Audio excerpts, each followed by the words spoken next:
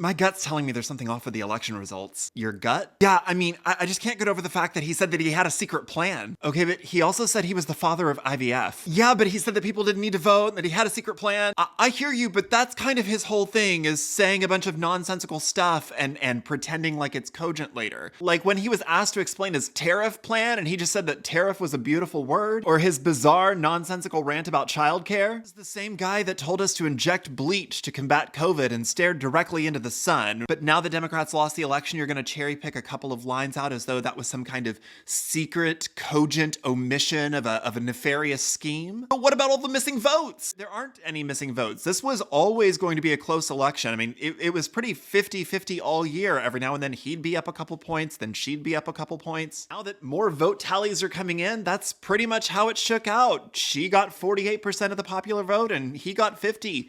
He was up a couple points. People are talking about these missing votes. They're comparing numbers to 2020, which saw record voter turnout, aided in large part by the fact that we were in a pandemic and early and mail-in voting had a huge push that we've never seen before. But the thing is, voter turnout this year was also pretty big. It was bigger than 2016, which was also the highest we'd ever seen before. 2020 is the outlier because we were in a global pandemic. But even with all of that turnout, voter turnout percentage here is still pretty low compared to other developed nations. Like even in that record-breaking 2020 electoral turnout, still only about 2/3, just under 2/3 of voting eligible people voted. But the voting machines aren't connected to the internet. Listen, there's a whole infrastructure of people who are very good at their job, who are experts in their field, who make sure that the vote is audited and certified. And believe you me, do you think Kamala Harris, if she thought there was a hint of hacking or stealing the election, that she wouldn't be the first to call it out?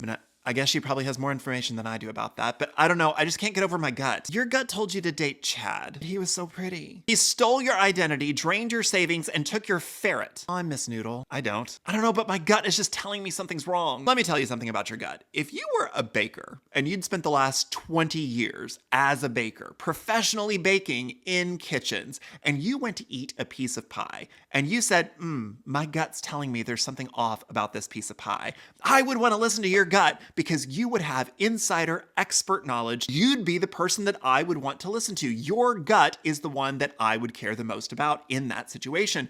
But we're not in that situation. Neither of us is a polling expert. The polling experts that are out there seem to be okay with how the vote has been counted. We just lost, which sucks. I don't like it. I'm terrified, actually. I'm terrified for myself. I'm terrified for my husband. I'm terrified for my trans siblings. I'm terrified for people of color.